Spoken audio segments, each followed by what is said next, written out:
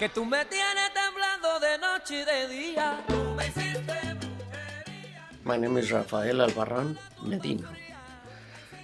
I've been in Houston over 50 years, and I started this business 22 years ago. The name of the business is RB Jewelers. Business is good. We were best jewelry store in Pearland in 2018. If it's fine jewelry, we do repairs, we do customization, engraving. We also do watch batteries and watch repair. And I've been a jeweler for more than 50 years. My name is Rosalinda Albarran Garcia. I'm the daughter of Fernando Maximiliano Albarran, and he's from Mexico City, raised six kids, lovely family, and very hard worker. Came to the States not knowing any English, very respected. He is third generation of jewelers in the family, a legacy of over 150 years of jewelers. This magazine is from Mexico City, and there's an article here about the family legacy. This is the article that was written in 1985 about the Albarran tradition that started back over 150 years ago. The legacy from my great-grandfather all the way to now. This photo right here, this gentleman with the coat, is my great-grandfather, Lorenzo Albarran.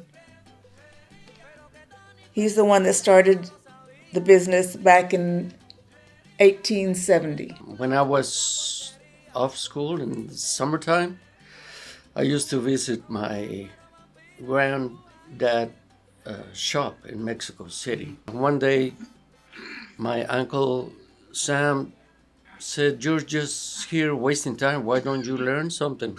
I can teach you how to set diamonds and gems." So I said, "Why not?" Well, my dad, he was commissioned by the Sam Houston State Teachers College to come and teach the art of jewelry making to the POWs that are from a POW camp out of, it's called Country Campus, outside of Huntsville. When World War II ended, they needed to teach trades and arts and stuff to the prisoners of war. So somebody from the college went to Mexico City searching for someone that could teach an art, teach a craft. So he volunteered to come. The college went from college to university, and they stopped the arts program in the curriculum.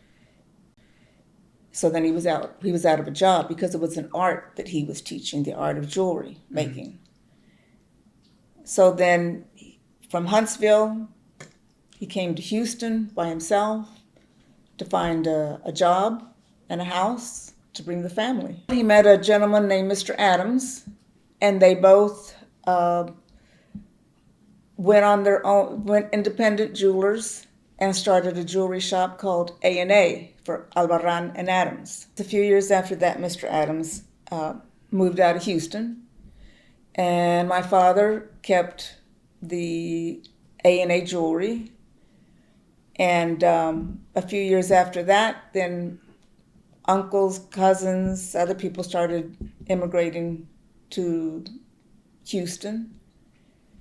I think the first one was my cousin Raul, and then my uncle Samuel.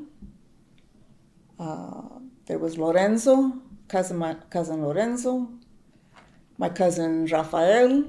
I got married in 1972 to my first wife, and thinking about the future, knowing that Tio Fernando had a shop in Houston, Texas, it made me think about migrating to the U.S. I mean, my father felt there was enough business in Houston, and he helped anybody that needed a job.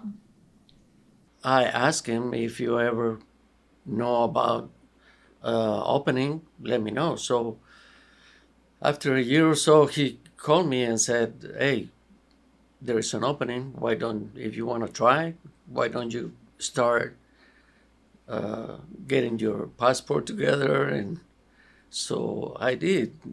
And before I knew it, I was in Houston, Texas. I started working for my father when I was about 22. My brothers and my sister and I worked for him. I think the most that I missed from being at A&A is the all the family being together, the creativity. Being with the family was great. I was really enthusiastic and happy to be there. We did work for jewelry stores. We were a jewelry shop and had a few independent clients, but mostly did work for jewelry stores. Business was good. The shop at one time was at 806 Main Street for many years, but then the rent went up because that was right in the heart of downtown. Then A&A moved to on Richmond Street, and it was just more accessible for clients to get there, actually. Business was great, actually. I was busy all the time.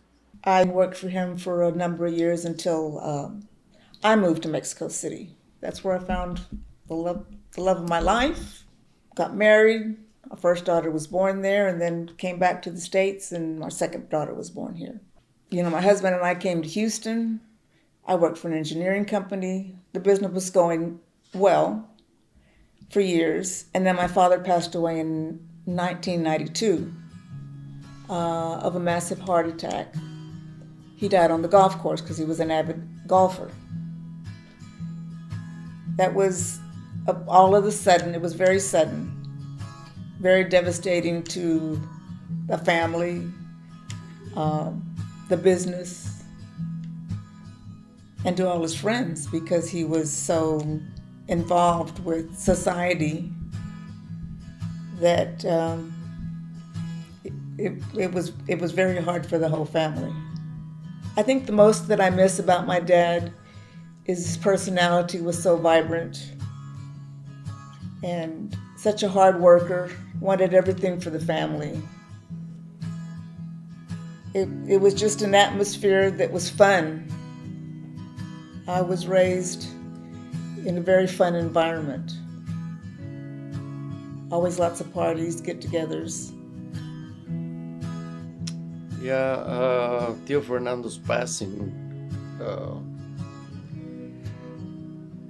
sadly, it was not the same after that. The jewelry stores actually started commissioning jewelers to work inside the store instead of sending their repairs and everything outsourced. Alex, for the time being, was in command of A&A. My brother Alex was my father's right-hand man and was very well known by, all the customers. Alex was humble, very professional, a good example to follow. My brother succeeded with the business for a year or two, and then he needed to close shop. He couldn't afford to keep all the workers. A few of the family jewelers, like Rafael Albarran, Ismael, my cousin Ismael, they started their own business. My Uncle Sam started his own business. And then their children are also in the business. And to this day, my cousin Rafael still has his business, and so does Ismael. When Alex moved to his own place, then I thought it'll be a good time for me to start my own. So I did. I found a location in Southwest Houston, and I opened a small operation, jewelry manufacturing and repair and retail also, called Jewelry Etc. Tio Sam used to call me Mr. Etc. I think my dad's legacy in coming to the United States has been so beneficial for the whole family and friends. They've established the families and the businesses.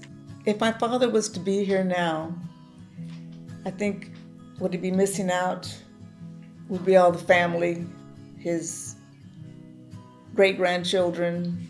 Sometimes we have family picnics, and it's just great. He would love the family picnics because that's where all the family gets together. I'm just glad making the move.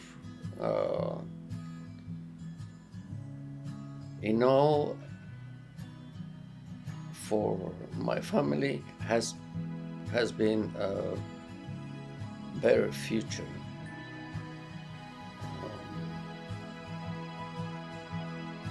And that was my whole idea from the beginning, looking for a better way of life, a better future for my